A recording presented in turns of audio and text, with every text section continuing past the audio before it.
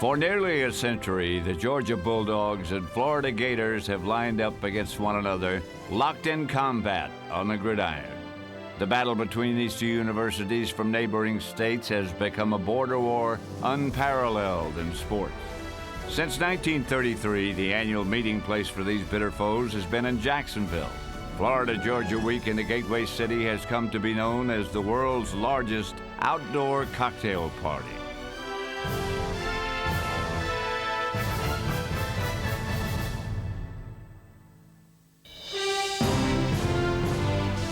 The dream starts on fields just like this, all across America. In towns like Jessup, Georgia, Warren, Ohio, Old Forge, Pennsylvania, and Van Horn, Texas. Kids practice and play on these fields, so one day they can face their hated rivals. The competition starts in the sandlots and grows through high school. But rivalries come of age in college. Whole communities think of nothing but beating Michigan, Florida, or Tennessee. It doesn't matter where you are in football America. Your college has an arch rival, and your dream is to one day lead your team to victory. The dream starts on fields just like this. The rivalry is older than you are and will still be strong when you're only a memory. But that doesn't make this game any less important. For the week leading up to the game and for that one special day, nothing can compare to the intensity of college football's greatest rivalries.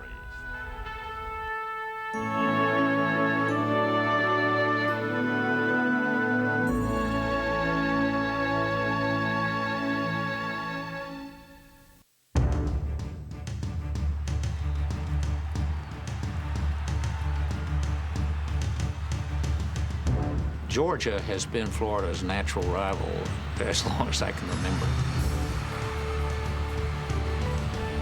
It is a border war. It is always late in the season and usually has an impact on the final SEC standings. It's a very unique football game between two great schools that get together and have a tremendous rivalry. And it's always been that way.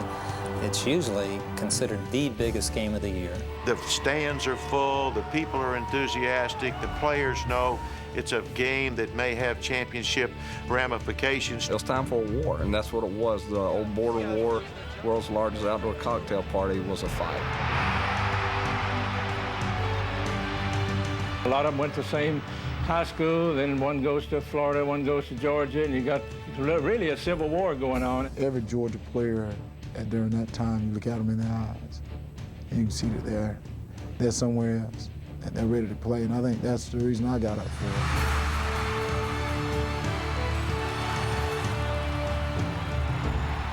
That type of atmosphere brings out the very best in the best players, and most of the best players always play their greatest games in the big games, and certainly the Georgia-Florida game has always been a big, big game.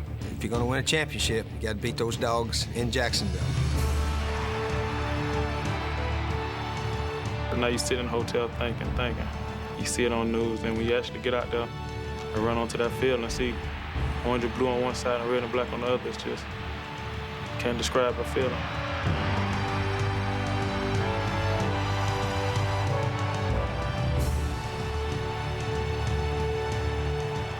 When you come off that bridge on your team bus and head down and people are all over the place, you got to park the crowd to get, and Georgia fans are giving them one-fingered salute. People throwing toy alligators and toy bulldogs under buses and cars, and the passion you'll see around the city and around the stadium. I mean, it is truly the greatest football rivalry in the nation. Is it Georgia-Florida, or is it Florida-Georgia? Certainly the Georgia-Florida game. No, wait a minute. It's the Florida-Georgia game, not the Georgia-Florida game. The rivalry is so contentious, the two schools can't even agree on when the series began. Florida and Georgia can't agree on the first year of the rivalry because the University of Florida was moved to Gainesville in 1906.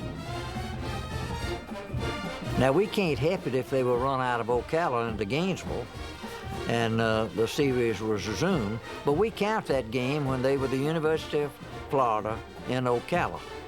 They don't. We won that game in Ocala. Georgia claims 1904. Florida won't admit to the challenge until 1915. and they lost that one anyway, 37-0. A bitter feud was in its incubating years, but both teams had to survive the growing pains of intercollegiate football.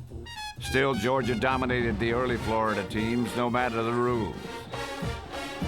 World War I interrupted the series, but by the 1920s, the Jazz Age was in full swing. Flappers, speakeasies, the Charleston. The decade also saw the University of Florida football program accelerate to national recognition. The payoff for Florida came in 1928 in Savannah, when they logged their first win in the series. Coach Charlie Buckman's Gators ran up the score on the surprise Bulldogs with touchdown runs from Red Bethea, All-American Dale Van Sickle, Cannonball Crabtree, and Goof Bauer in a 26-6 rout.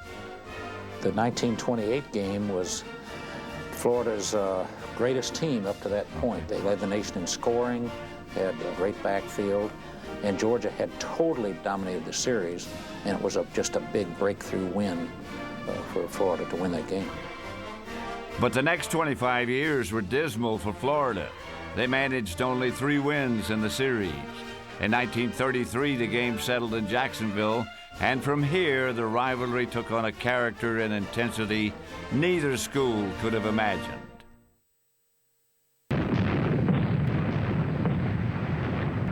The United States of America was suddenly and deliberately attacked by naval and air forces of the Empire of Japan.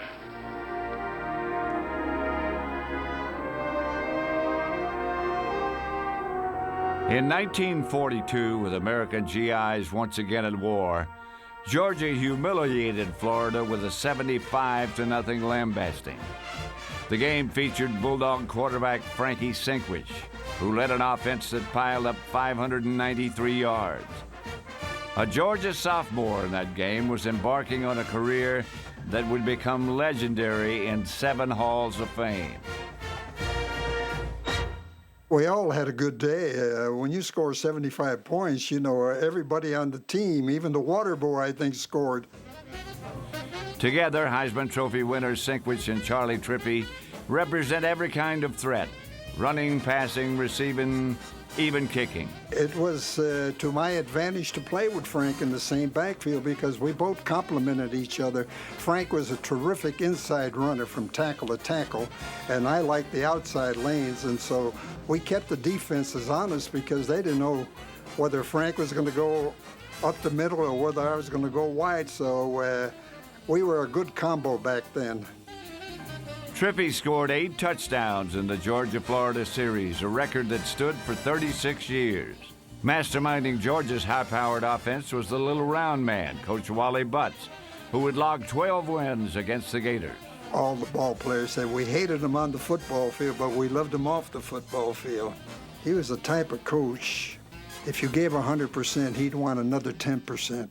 He made sure we were prepared to play a football game. During the week, he got us ready to play a football game.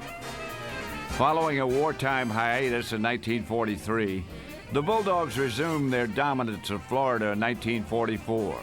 The following year, war veteran Charley Trippi rejoined the team, leading them to 2 straight routs of the Gators and winning All-American honors in '46. In 1947, quarterback Johnny Rouch showed that same All-America luster, accounting for 4 TDs and leading the Bulldogs to a 34-6 romp, followed by a 20-12 victory the next year. Then in 1949, Florida broke the Georgia spell with a 28-7 win. That was a huge win for Florida. Florida had really suffered at the hands of Georgia and at the hands of almost everybody. They had lost 13 straight games there after World War II. They went into that game, and Chuck Hunsinger scored 3 touchdowns. He was the National Back of the Week, and so it was a huge win. The All-American Hunsinger even had a song written about his Herculean feat of snapping a string of 7 straight Georgia wins. The long-suffering Gators had derailed the Bulldogs' freight train, serving notice that Gainesville was no longer going to be an SEC rest stop. In 1952, Florida fielded a talented team that belied their 0-2 conference record. The Gators' head coach was Bob Woodruff. who hadn't beaten the Bulldogs in 2 previous tries. On the field, All-America Charley Trippi led a stalwart defense that held opponents to 56 points all year. Quarterback Doug Dickey, who would one day coach in Gainesville, and fullback Rick Caceres drove the Gator offense. Florida kept Georgia off balance all day, mixing short passes with a relentless running game. On Friday night before that game in 1952, the head football coach called me about 10 o'clock at night and said, come over here. So I went over to his room, and there was a whole coaching staff in his room, and he said, Georgia's a bunch of cheating so-and-sos. And I said, wow, what's going on here? And he said, there's signal in the defenses from the sideline. He said, but we have their signals. So they only ran 2 defenses. So he said, if they do this, do that. If they do this, do that. So the next day we go to the game, and I remember if it was one defense, I ran Caceres this way, and if it was the other one, I ran him this way, and I think he made about 250 yards. That's some rushing record. A Caceres touchdown and field goal helped give the Gators a 17-0 third-quarter lead. Meanwhile, the Florida defense stymied Georgia's Zeke Bratkowski, intercepting the all-SEC quarterback 3 times. In the fourth quarter, Gator tailback Buford Long put the game out of reach, bolting over left tackle and sprinting 77 yards to the end zone. Florida would add another touchdown and humiliate the Dogs with a 30-0 shutout. The Gators had made a statement with their win, finishing in the Associated Press top 20 rankings for the first time ever at number 15. First time we'd ever scored 30 points on the University of Georgia. And that game led to the invitation to the Gator Bowl, which was Florida's first bowl invite. The Gators enjoyed a 6-4 margin over the Bulldogs throughout the decade, winning 4 straight from 55 through 58.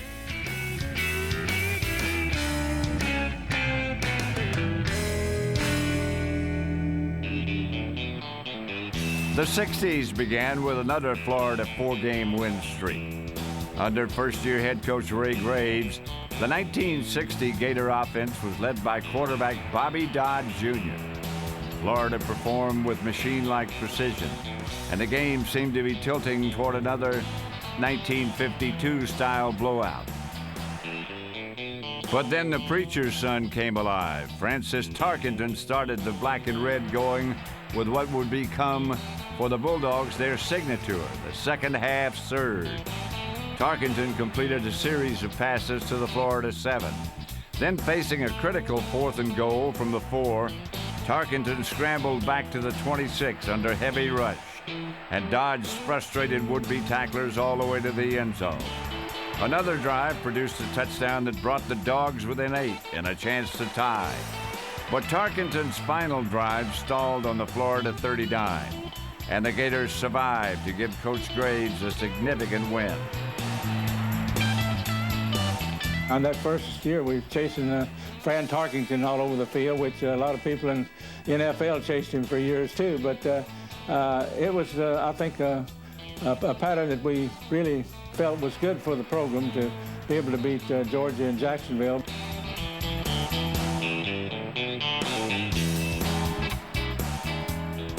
We choose to go to the moon. We choose to go to the moon. As the 1960s unfolded, the country had a new president and a spirit of renewed idealism. President Kennedy promised the moon in a decade. Meanwhile, Georgia football faced a challenge of its own, stopping the Florida juggernaut. During the latter part of the 1950s and early 60s, a strange phenomenon in Jacksonville was taking shape: the world's largest outdoor cocktail party. A moniker given to the annual meeting of Gator and Bulldog fans that neither school has been able to shed. I didn't really realize exactly what it was. I had read in the paper that it was called the world's greatest cocktail party, and I had no idea what it was like. The passion the two schools shared on the field was being equaled each year by their boisterous fans, who arrived earlier and earlier in ever-increasing numbers, consuming ever more food and drink. The Jacksonville experience itself is something to behold. I really wish everyone could go and see a game for a weekend. The campers start arriving midweek and park all along next to the stadium down by the river. The students were everywhere, all down the roads. It was thousands and thousands of people. You'd think it was game day already the day before. There were so many people there. Back in the times in the 60s when I played, everybody was getting excited about going to Jacksonville. The students at that time would cut class. In fact, some of the high schools have taken Fridays off, but Georgia just shuts down. They're having so much fun that they forget who they're rooting for. And sooner or later, you may have somebody that wearing a Florida shirt, wearing a Georgia hat. Everyone dresses in their team colors, and from downtown to the most fancy office in town, they'll be wearing their red and black or their orange and blue. Jacksonville's population would swell by the thousands for each meeting of this fall classic. The city reaped revenues estimated between $12 and $14 million from the mayhem of game week. Today, those dollar estimates have more than tripled.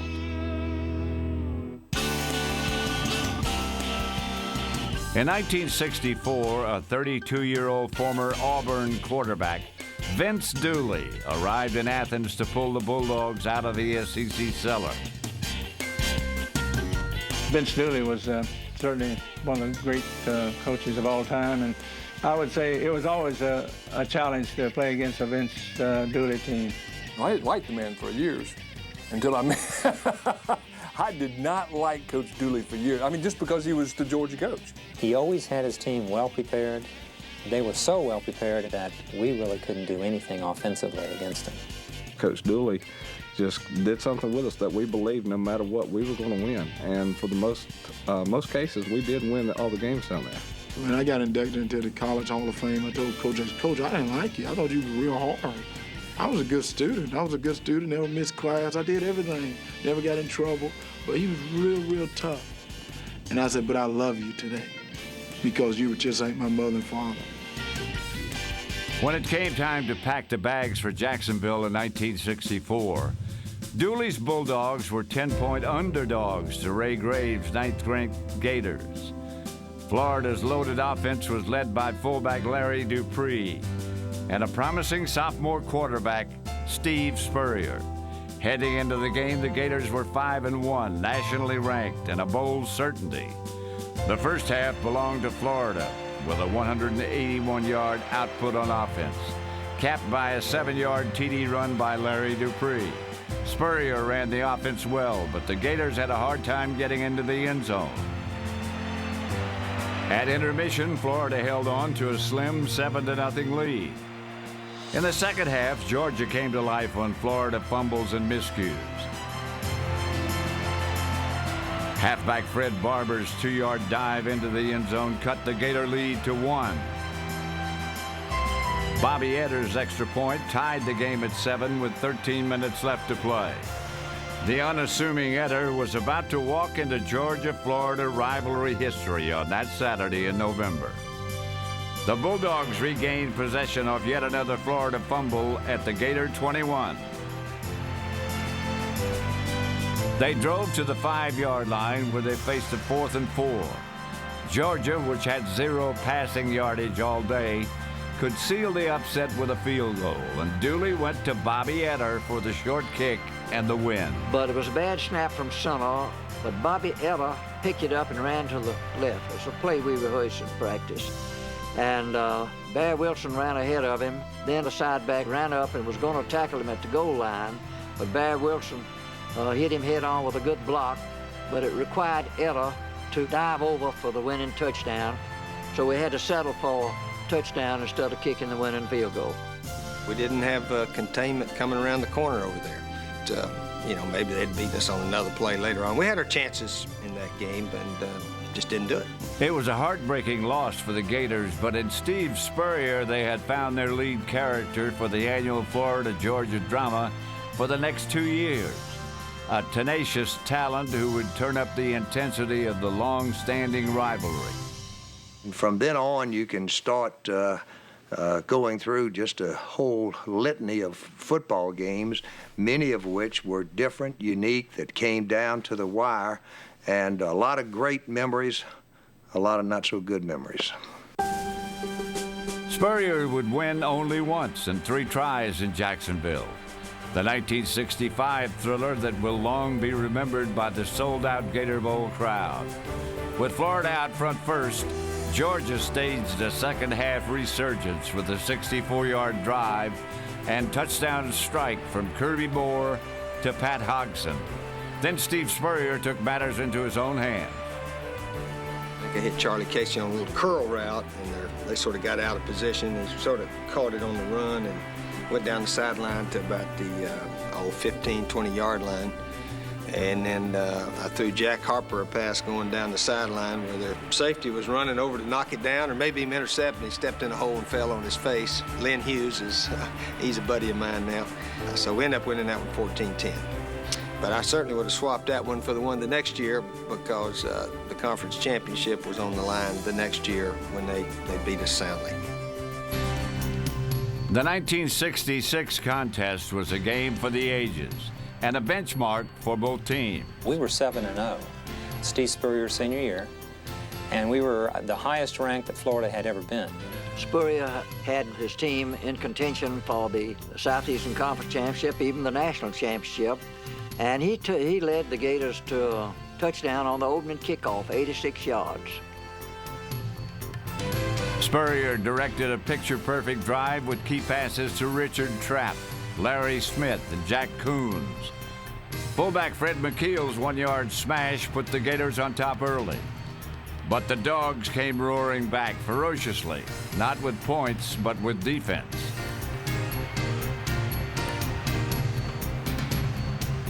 Led by future All-American tackle Bill Stanfill, the Georgia front wall contained the Florida offense, limiting the high-powered Gators to just 10 points. He had been in bed with the flu all week, and they said he didn't think he would play. And he sacked Steve Spurrier about 4 or 5 times, and after the game I said, well, I'm glad that Stanfill wasn't feeling too well and was under the weather, but I said if he had been healthy, he might have killed Steve and had put him in prison. I didn't know he was hurt. He certainly didn't play like he was hurt. Now, he had a big game also. They stormed the gates on us. Stormed the gates and stole the treasure. The nation's leading passer was intercepted downfield and mauled in the backfield, and it put a spark in the Georgia offense. We just got our butts beat. I mean, we got beat bad. In fact, Steve was actually drawing plays in the dirt on the field at the end of the game, trying to get some plays that will work. We had sort of a scheme of offense that if the linebackers blitzed and we had a drop back pass, the backs would sort of go out and hook up where they came from. And so Georgia, they just played their safety man right there. They smothered the line of scrimmage on us. Vince Dooley had devised a defensive plan that effectively hindered Spurrier's game. Tied at 10 in the fourth quarter with only 10 minutes to play, the Bulldog defense once again pulled the plug on Spurrier. Defensive back Lynn Hughes picked off a pass and sprinted to the end zone, and Georgia never looked back. For Lynn Hughes, it was redemption. Hughes was the man who'd been beaten by Jack Harper and Spurrier in 1965 on the game-winning pass. Georgia added more fuel to the fire with another touchdown before the final gun. It was a stunning 27-10 upset. Bulldog fans rejoiced at beating the outstanding Gator quarterback, and Florida fans watched another SEC title slip away. A crowning moment for Vince Dooley, a bitter pill for Steve Spurrier. Steve had a rough time against Georgia, and it's one reason that he was never willing to say that he was deserving of all great honors, because he said, I never won a conference championship because of Georgia. Super Steve had been stopped by the Dogs for the second time in his tenure, but in that time he'd set a higher standard for the rivalry. Heisman Trophy notwithstanding, he would always have haunting memories of his 2 losses to Georgia. I don't think this is a true story, but when Spurrier was trying on a specially made tuxedo to get the award, the Heisman Award, the tailor said, "Stand still." And Spurrier ran out of the room. He thought he had said Stanfield. The 1967 Gators had lost 12 starters from the previous year's squad, but they had some surprises in store for the favored Bulldogs in a quarterback called the Blade, a kicker named the Shade Tree, and a wondrous wide receiver known as Spider-Man. I certainly recall the 1967 game. It was a great game all the way through. The first period belonged to Georgia. Key runs by halfback Kent Lawrence and fullback Ronnie Jenkins gave the Bulldogs an early 6-0 lead. Bill Stanfill and the Bulldogs' D stonewalled the Gators, and by the beginning of the second quarter, Georgia was cruising with a 9-0 lead. But then the Blade, Larry Rentz, began shredding the Dogs' vaunted secondary, finding Spider-Man Richard Trapp with precision passing. With their team ahead 16-7, Georgia fans were breathing easier, but Rentz and Trapp changed all that with 6.5 minutes to play. I was wide receiver. I ran a little curl pattern in about the 48-yard line, I think it was, on our 48-yard line. Rentz passed to Trapp, who twisted and turned, sidestepped, and sprinted 52 heart-stopping yards to pay dirt.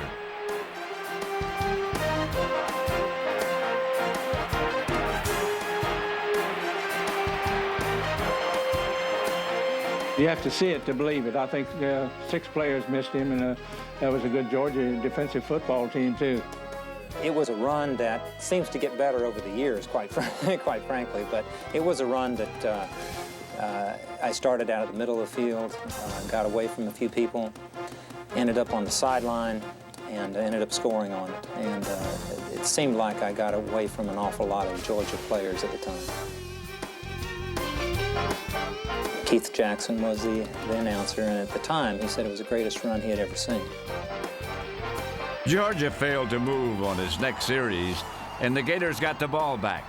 Trailing by 2, the orange and blue moved to the Georgia 14, where the Dogs dug in. Ray Graves turned to place kicker Wayne Shade Tree Barfield from Albany, Georgia, to kick the winning field goal with 29 seconds left.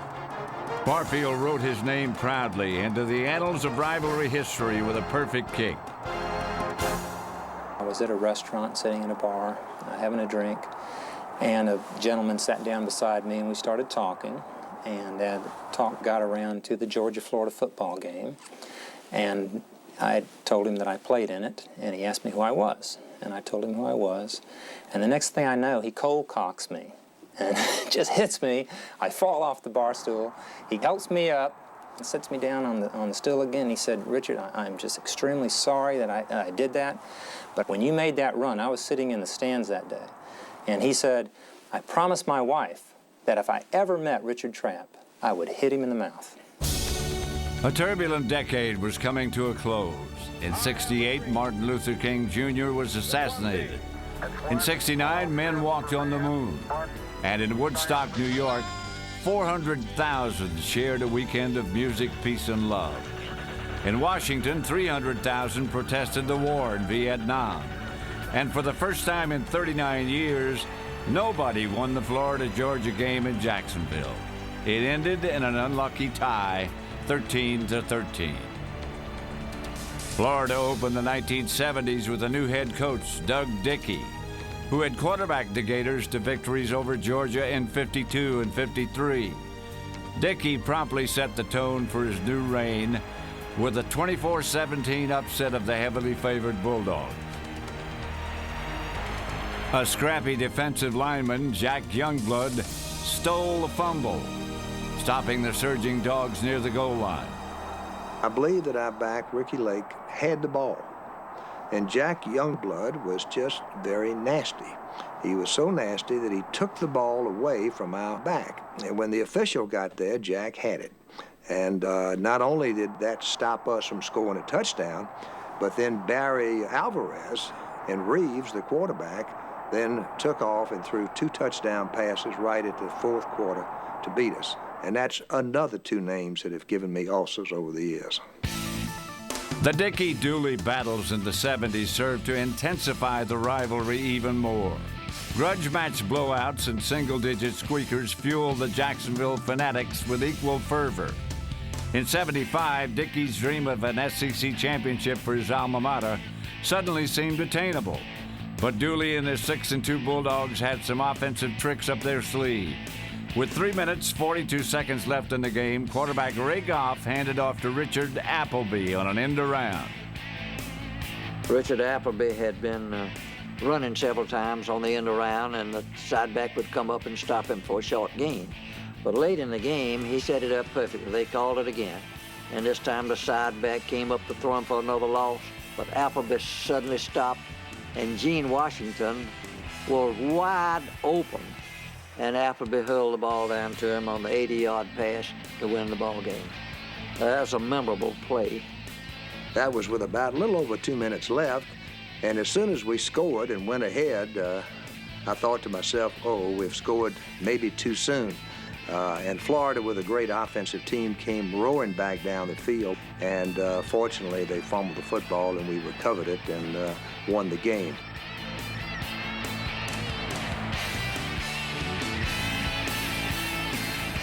Georgia dominated the 70s with 7 wins to Florida's 3. But more significant for both teams, the SEC had grown up, and the Georgia-Florida rivalry helped put the conference on the map. As the new decade opened, a young tailback in Wrightsville, Georgia was graduating from high school. He would leave an indelible mark on the rivalry. Well, you start with Herschel Walker.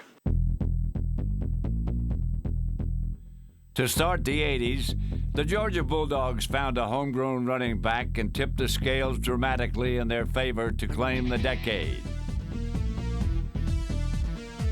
I know we used to beat on him and beat on him and beat on him, and he'd still be going in the fourth quarter just like it was in the first quarter. He was dominant. He hit everybody really by surprise, and I don't care if they were looking at film all week getting ready for him. All of a sudden, he would break one 60 or 70 yards.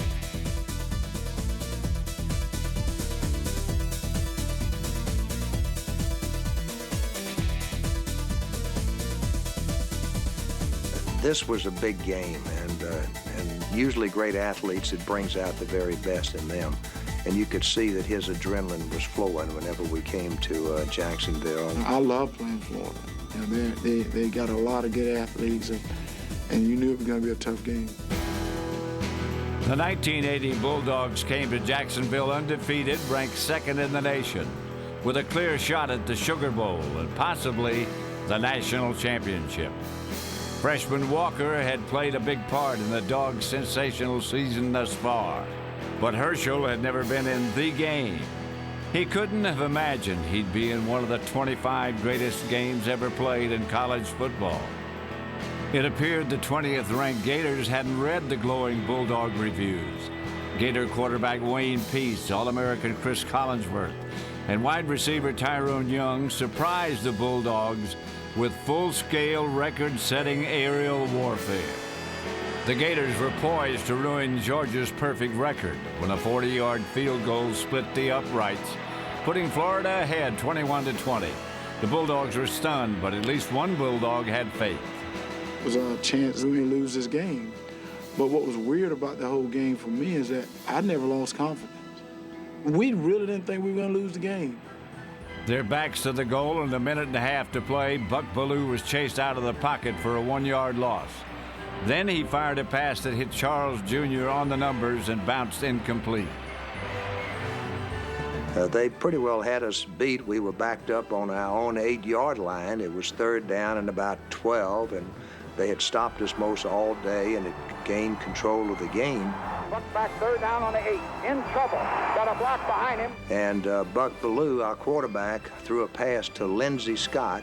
Then a throw and a run, complete to the 25. Lindsey came down and hit the ground. He turned and started running, and I remember saying to myself, we got more than a 1st down. Lindsey, 25, 20, 50, 10, 5, Lindsey stop, Lindsey stop, Lindsey stop. I remember Larry Munson getting so excited, he jumped up and came back down on his chair and broke his chair in the radio booth. Larry, if you want a miracle, we just got one. Lindsey has told me that he cannot go in any small town in the state of Georgia without people hollering across the street at him, Lindsey Scott, Lindsey Scott, Lindsey Scott. This is incredible. I didn't mean to beg Lindsey to run, but I had to. 26-21. Because of that play, we not only won that game, but that enabled us to go ahead and win the next three, in which we ended up being the undisputed national champions in 1980. So it became, and still is, I think, the play in Georgia's football history. It was certainly the play in college football in 1980. In '81, bad news for Florida. Buck Bellew was back, and so was Herschel Walker. But quarterback Wayne Peace was back too, and he put the Gators in front with a 54-yard strike to Steve Miller early in the second quarter. Then an unlikely Herschel Walker miscue. He bobbled the ensuing kickoff and ran it out of the end zone to the 2. A turnover set the stage for another Florida score. Suddenly, the Bulldogs were down by 14-0. I made such a big mistake, and this is serious stuff here. So it's time to get busy. You got to play here. So the whole game was like, I need to make up for that kickoff. And make it up he did. It was the time for Herschel Walker to get busy. Bellew connected with Walker on 2 touchdown passes. On the ground, number 34 rushed for 192 yards, carrying the ball 47 times. A series record for 2 more touchdowns. The sensational sophomore saved the best for last. I think that drive in the closing in the fourth quarter was a pivoting point also, because we showed a lot of heart. It was tough. We may have got 4 yards here and 3 yards there, but we kept pounding that ball. Georgia's final drive was nothing short of an offensive masterpiece, with Herschel Walker at its center. Walker is the best I've ever seen, said Florida head coach Charlie Pell. We hit him with everything we had, and he just kept coming back.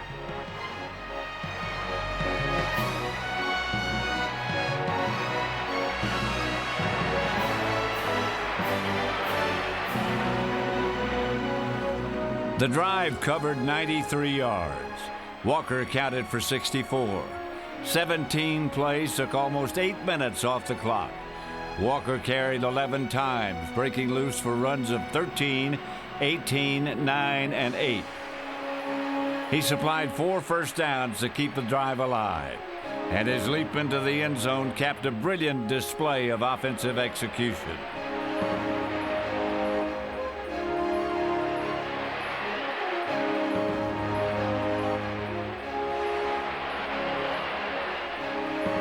That leap was, I had to get up a little bit to do that. It was a leap into the Georgia-Florida record books for Herschel Walker.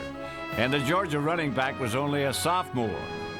In '82, the Bulldogs were undefeated coming into Jacksonville with an eye on the national prize. Herschel Walker was up to the task of beating down on the Florida defense again. Gator fans just wanted to take a bite out of Walker's onslaught.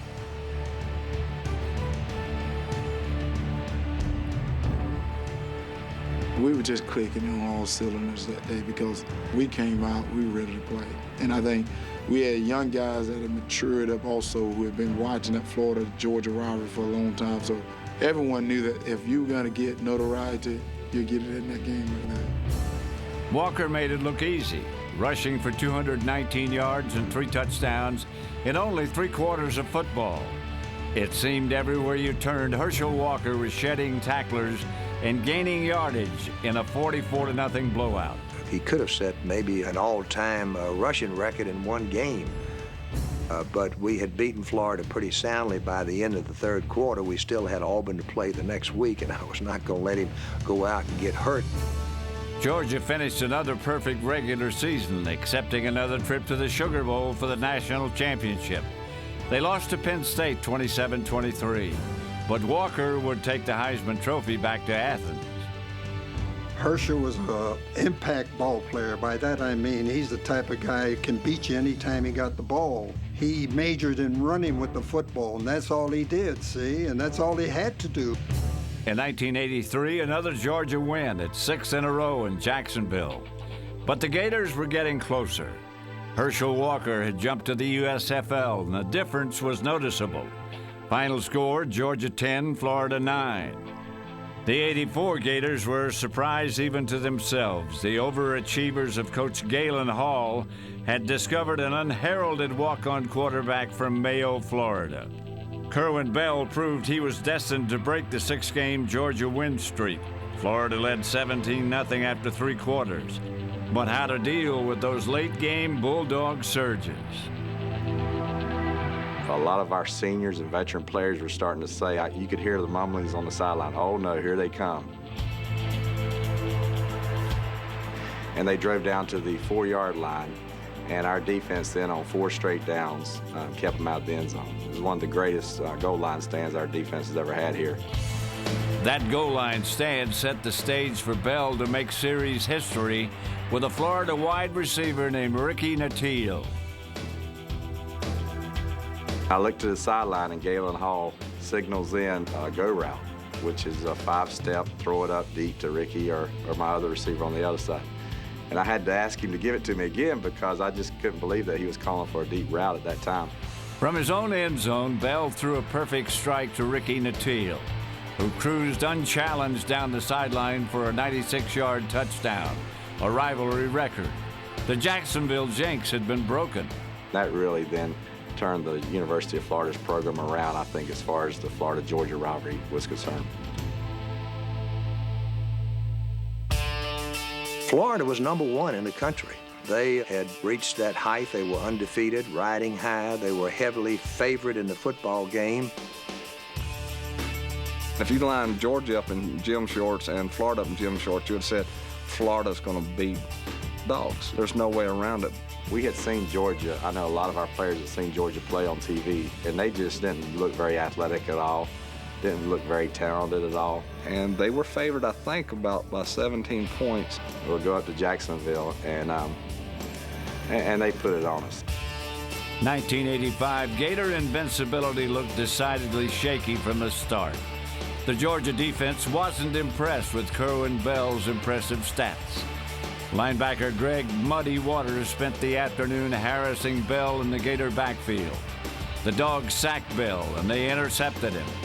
And then they rang Florida's bell with a staggering offensive output, led by Keith Henderson and Tim Worley. First, Henderson took off on a 76-yard romp.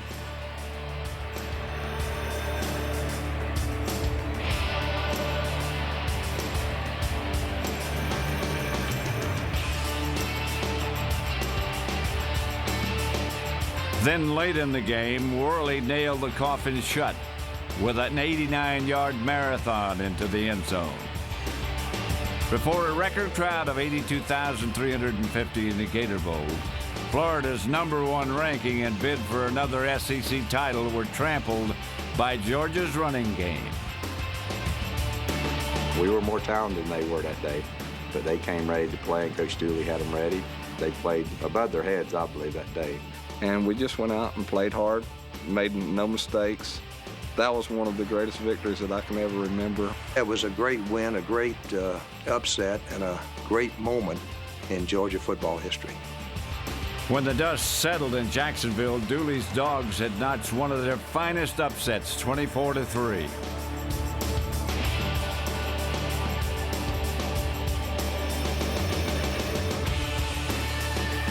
Vince Dooley retired in 1988 with 6 SEC titles, 1 national championship, 20 bowl appearances, and a 17-7-1 record against Florida. But the favored son returns to the Sunshine State, and the rivalry gets a Florida tan. Prior to 1990, we had only scored 30 points on Georgia twice. We were really struggling against the Dogs, particularly mentally in our attitude toward our chances to win. 2 quarterbacks arrived in Gainesville in 1990, and the tide of the rivalry's history would turn toward the Sunshine State. One was Shane Matthews. The other was a Heisman Trophy winner and former Gator superstar returning as head coach, Steve Spurrier. Florida has always been loaded with great athletes. Sometimes they were not always as organized as I thought that they should be, but Steve brought a great organization and a great ability to get a team up, particularly for the game with Georgia. Steve Spurrier brought an intense passion for beating Georgia, and dating back to his playing days, for when he felt that the Gators didn't beat Georgia and lost out a chance at an SEC championship. So as a coach, he really came back here and made it a priority that we was going to beat the Georgia Bulldogs in this great game. Steve came in and sold the team and the fans that there's no excuse for not being able to beat Georgia. The game's played in the state of Florida in a stadium named the Gator Bowl. They have to fly down there, we take a bus. Everything's to our advantage. I always compared it to as if we had to go play Georgia in a stadium called the Bulldog Bowl. Everybody said, well, that'd be ridiculous going up there and playing Georgia every year in Atlanta. I said, well, that's what they do. They come down here and kick our butts in Jacksonville. So we mentally started believing this was much more of a home game for the Gators than the Bulldogs, and certainly it turned out that way, I think, through the 90s. Spurrier took up the Georgia gauntlet in 1990, and his born-again Gators made a lasting impression on the fans from the Peach State. Shane Matthews completed 26 of 39 passes without an interception for 344 yards and 3 touchdowns. Shane played wonderfully well in the Georgia game each year. Matthews hooked up with his receivers Ernie Mills, Terry Barber, and Kirk Kirkpatrick with Spurrier-like efficiency. Matthews had 3 straight games against Georgia, 90 through 92. We won all 3 of them. He averaged 316 yards a game passing. He had about 10 or 11 touchdown passes and no interceptions, so he was fantastic. He was Florida's answer to Herschel Walker in the series. Spurrier shocked the Bulldogs with an overpowering offensive and defensive array. Florida vented 2 decades of frustration and Georgia domination in one afternoon with a 38-7 trouncing.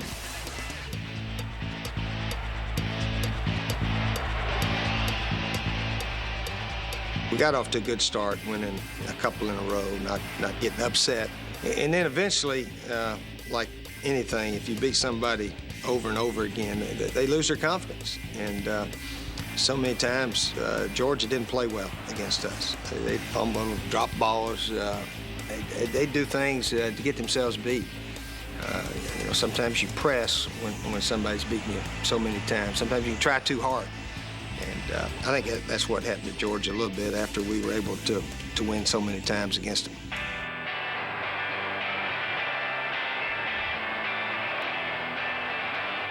Georgia was favored in the game. The SEC championship was still there for the taking for both schools. They had Eric Zaire at quarterback, and it was an absolute monsoon of a rain.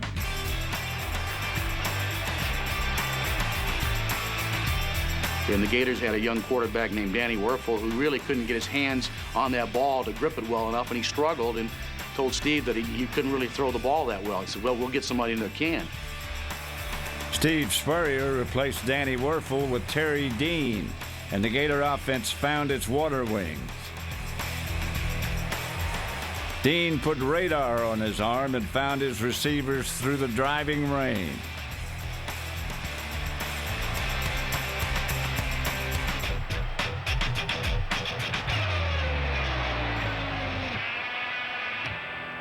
But it turned out it was a ground game, and it was Eric Rett's day. He carried 41 times in that game, and the Gators just ground it out and pounded it out behind Eric Rett.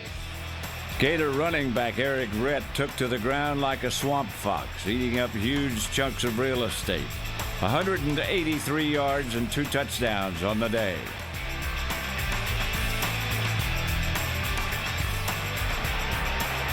And then the Bulldogs staged one of their typical second-half surges on quarterback Eric Zaire's passing. A late field goal brought the Dogs to within 1, and Georgia picked up the scent of an upset. They got a free play at the end. Referee called interference in the end zone on the last play of the game. I think Zaire threw the ball up in the stand somewhere, and they called interference, and they got another shot at it. that was a game that I had to sort of go public and talk about the refereeing.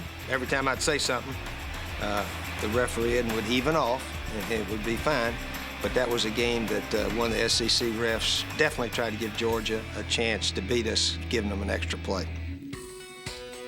In the 3 years following 1993's monsoon game, Danny Wuerffel would set a new standard for Florida quarterbacks with school passing records, 3 SEC titles, and in 1997 a national championship. That same year, Wuerffel would become the second Florida quarterback to win the Heisman Trophy.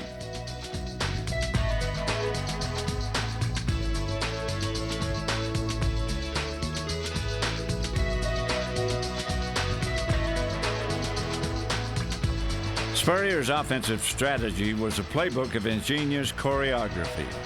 In Danny Wuerffel, the mentor had found the perfect student to implement it, and it changed the course of Florida football in the 1990s.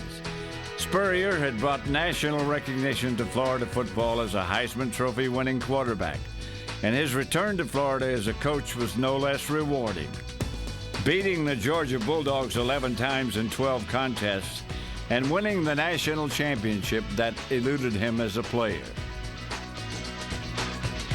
The Georgia fans got to a point where they hated Spurrier, but Spurrier was a good coach, and he had a tremendous ability for setting up a good game plan. Coach Spurrier really changed the way the Southeastern Conference plays football. For years, it was a defensive smash-mouth league, and he came in and threw the football and had more balance, and he changed the game quite a bit. He is certainly recognized as one of the top offensive coaches in America, and that's his thinking, that make the defensive think and try to take care of their weaknesses and put pressure on them. Oh, it's always a special moment for all Florida Gators that have been to that game so many times over the years, because we've left with our heads down, and you know, it's time the Gators leave with their heads high, singing "It's great to be a Florida Gator."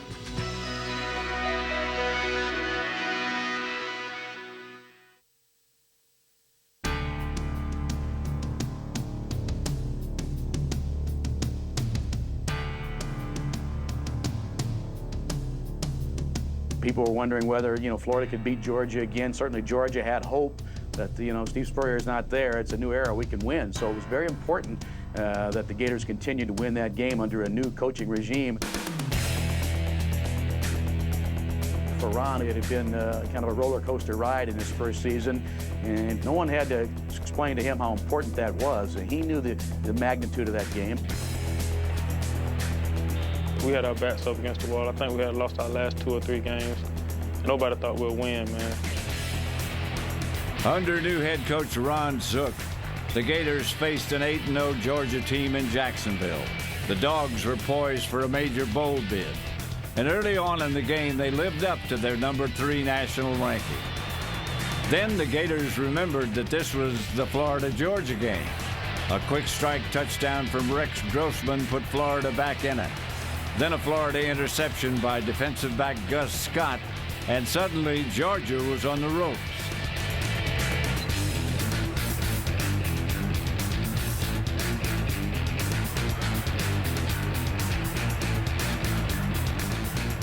But the slippery ball had a mind of its own, and the Florida fumble proved costly. Georgia took a 13-12 lead on a field goal.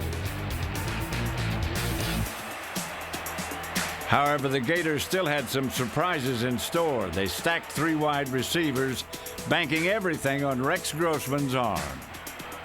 They'd walk up to the line of scrimmage on every single play and put 3 receivers wide right or wide left. And we had to put 3 defensive backs right out there, standing right next to them, and we never stopped it. Rex Grossman made the best of his fine receiving core, moving the offense with surgical precision.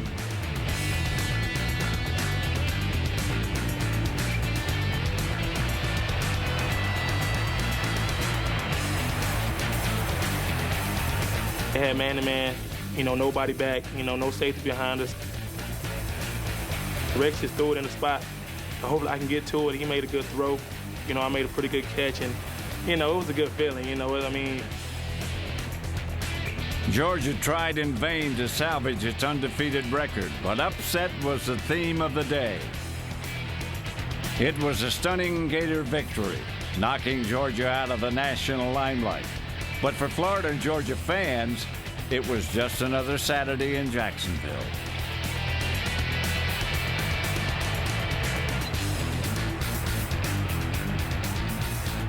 It is one team that we haven't been able to beat since I've been here, and it's the one monkey that I think we'd all like to get off our back. I don't want to be that, you know, senior class to say, well, y'all the ones that, you know, messed up the streak. You know, we got to go 4 in a row.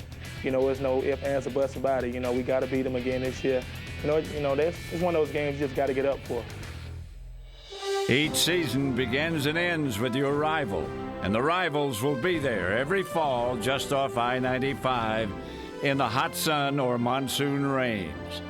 For the border war between the Florida Gators and the Georgia Bulldogs is an ongoing story of legendary proportion and long-lasting tradition. These players know these players, and then now they're sons of players. You know, dads played in the game, maybe grandparents played in the game, and grandpa played in, you know, the 40s and 50s. Today, when you see a Georgia-Florida game, you know, when I see it, I get excited. I get excited for the players there, having people that got up for the game, having fans that was crazy about the game. The people that love the tradition of going and having 40,000 Georgia fans and 40,000 Florida fans all make it a very unique rivalry. Just about every year it means something, whether it's a national title picture or the SEC championship. And so it is a very fierce rivalry that's one of the best in the United States. It is the oldest rivalry for Florida, and I've said many times it's our biggest game of the year. The game has escalated to a high pitch now. You know, it's a game that everybody looks forward to more than any game we play on the schedule, really. That game is bigger than coaches and players and broadcasters. That's what makes those rivalries special, that the years can change, but it's always going to be unique for that given day. When you wake up on that Saturday, Florida, Georgia, no one's going to say, this was once a great rivalry. I think it's always going to be one.